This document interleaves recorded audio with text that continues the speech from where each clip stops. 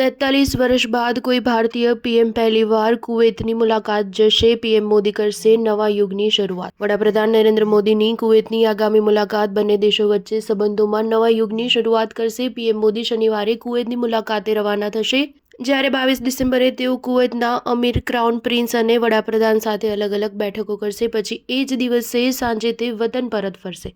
આ દરમિયાન મોદી કુવૈતમાં ભારતીય સમુદાયના લોકો સાથે પણ મુલાકાત કરવાના છે. કુવૈતમાં 10 લાખ ભારતીયો રહે છે, જે ત્યાં રહેતા વિદેશી નાગરિકો પૈકી સૌથી વધુ છે.